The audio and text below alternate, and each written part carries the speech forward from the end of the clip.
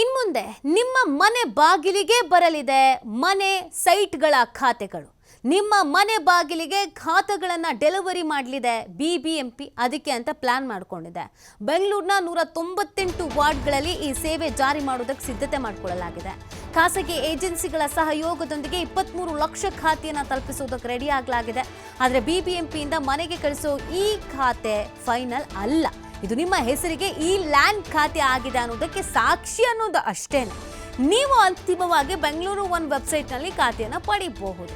bbmp.erc.kar.gov.in ಈ ವೆಬ್ಸೈಟ್ನಲ್ಲಿ ಅರ್ಜಿ ಸಲ್ಲಿಸಿ ಖಾತೆಯನ್ನು ಪಡಿಬಹುದು. ನೋಡಿ, ಬೆಂಗಳೂರಿನಲ್ಲಿ ಈಗ ಒಂದೇ ಒಂದು ಹಾವಳಿ ಖಾತೆ ರಿಜಿಸ್ಟ್ರೇಷನ್ ಆಗ್ತಾ ಇಲ್ಲ, ಖಾತೆ ಕನ್ವರ್ಟ್ ಆಗ್ತಾ ಇಲ್ಲ, ಸೈಟ್ ತೊಗೊಳಕ್ಕಾಗ್ತಿಲ್ಲ, ಸೈಟ್ ಮಾರಾಟ ಮಾಡೋಕ್ಕಾಗ್ತಾ ಇಲ್ಲ, ಕೆಲವ್ರದ್ದು ಬ್ಲಾಕ್ ಆಗಿದೆ.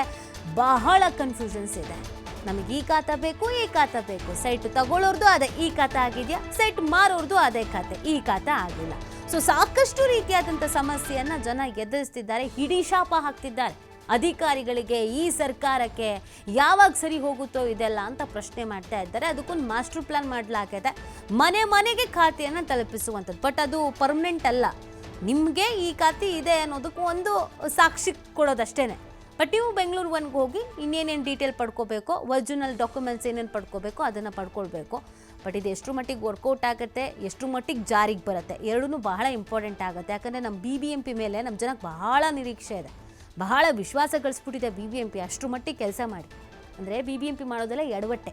ಸೊ ಹಾಗಾಗಿ ಈ ಪ್ಲ್ಯಾನ್ ಎಷ್ಟರ ಮಟ್ಟಿಗೆ ವರ್ಕೌಟ್ ಆಗುತ್ತೆ ಅನ್ನೋದು ಬಹಳ ಇಂಪಾರ್ಟೆಂಟ್ ಆಗುತ್ತೆ.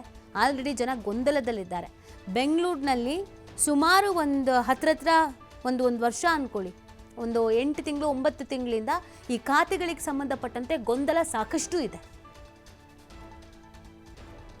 ಈ ಬಗ್ಗೆ ಮತ್ತಷ್ಟು ಮಾಹಿತಿಯನ್ನು ನೀಡ್ತಾರೆ ನಮ್ಮ ಪ್ರತಿನಿಧಿ ಗಣೇಶ್. ಸಿಕ್ಕಾಪಟ್ಟೆ ಗೊಂದಲ ಕಂದಾಯ ಇಲಾಖೆಗೆ ಸಂಬಂಧಪಟ್ಟಂತೆ ಜನತೆಯಲ್ಲಿದೆ. ಬೆಂಗಳೂರಿನಲ್ಲಿ ಸೈಟ್ ತಗೊಳ್ಳೋಕ್ಕೆ, ಸೈಟ್ ಮಾರಾಟ ಮಾಡೋದಕ್ಕೆ ಇನ್ನಿಲ್ಲದಂಥ ಸಮಸ್ಯೆಗಳು ಎದುರಾಗ್ತಿದೆ. ಕಾರಣ ಈ ಖಾತಾ ಅನ್ನುವಂಥದ್ದು ಒಂದು ಸಮಸ್ಯೆ.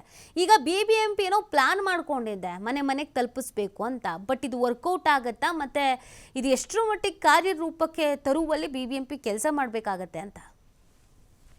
ನೀತಿ ಮುಖ್ಯವಾಗಿ ಮನೆ ಮನೆಗೆ ಬೇರೆ ಬೇರೆ ಫುಡ್ ಡೆಲಿವರಿ, ಬೇರೆ ಬೇರೆ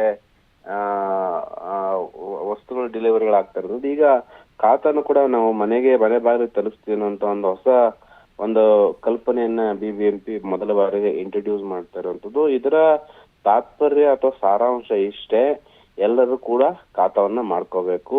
ಈಗ ಈ ಖಾತಾ ಏನು ಮಾಡ್ತಾ ಇದೀವಿ, ಎಲೆಕ್ಟ್ರಾನಿಕ್ ಖಾತೆ ಏನಿದೆ ಅದನ್ನ ಕಡ್ಡಾಯವಾಗಿ ಬೆಂಗಳೂರಿನಲ್ಲಿರುವಂತಹ ಪ್ರತಿಯೊಂದು ಆಸ್ತಿ ಮಾಲೀಕರು ಮಾಡ್ಕೊಳ್ಬೇಕು. ಮಾಡ್ಕೊಳ್ಳದೇ ಇರುವಂತವ್ರು ಈ ತರದ ಒಂದಷ್ಟು ಆಫರ್ಗಳನ್ನ, ಹೊಸ ಥೀಮ್ ಗಳನ್ನ ಇಂಟ್ರೊಡ್ಯೂಸ್ ಮಾಡೋ ಮೂಲಕ ಅವರಿಗೆ ಆಕರ್ಷಿಸುವಂತ ಒಂದಿಷ್ಟು ಪ್ಲಾನ್ ಇದು BBMP ಆಡಳಿತ ವರ್ಗದ್ದು. ಸುಮಾರು 23 ಲಕ್ಷ ಆಸ್ತಿ ಮಾಲೀಕರು ಇನ್ನೂ ಕೂಡ ಬಿ ಖಾತಾ ಆ ತರದ ಗೊಂದಲಗಳಲ್ಲಿದೆ. ಈ ಖಾತಾ ಆಗಿಲ್ಲ.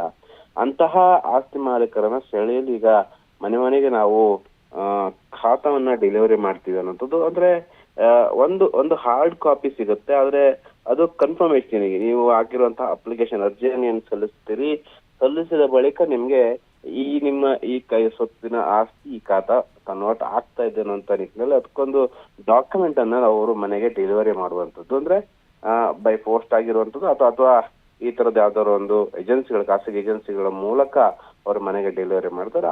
ಅದಾದ್ಮೇಲೆ ಸಂಬಂಧಪಟ್ಟಂತಹ ಒರಿಜಿನಲ್ ಡಾಕ್ಯುಮೆಂಟ್ಸ್ ಗಳನ್ನ ಬೆಂಗಳೂರು ಒನ್ಗಳಲ್ಲಿ ಹೋಗಿ ಸಬ್ಮಿಟ್ ಮಾಡಿ, ಇಲ್ಲ ವೆಬ್ಸೈಟ್ ಗಳಲ್ಲಿ ಅವರು ಒಂದು ಲಿಂಕ್ ಅನ್ನು ಕೊಟ್ಟಿರ್ತಾರೆ, ಆ ವೆಬ್ಸೈಟ್ ಅಲ್ಲಿ ಅಪ್ಲೋಡ್ ಅನ್ನ ಮಾಡಿದ್ರೆ ನಮ್ಗೆ ಅಧಿಕೃತವಾದಂತಹ ಈ ಖಾತಾ ಲಭ್ಯವಾಗಲಿದೆ. ಇದು ಮುಖ್ಯವಾಗಿ ಎಲ್ಲೋ ಒಂದ್ ರೀತಿಯಲ್ಲಿ ಬೆಂಗಳೂರಿನಲ್ಲಿರುವಂತಹ 198 ಅಂದ್ರೆ ಈಗ 225 ವಾರ್ಡ್ ಆಗಿದೆ. ಆ ವಾರ್ಡ್ನ ಪ್ರತಿಯೊಂದು ಆಸ್ತಿ ಮಾಲೀಕರು ಕೂಡ ಖಾತಾವನ್ನ ಮಾಡಿಸ್ಕೊಳ್ಳೇಬೇಕು, ಕಂದಾಯವನ್ನ ಕಟ್ಟಲೇಬೇಕು, ತೆರಿಗೆಯನ್ನ ಪಾವತಿ ಮಾಡ್ಲೇಬೇಕಾಗತ್ತೆ.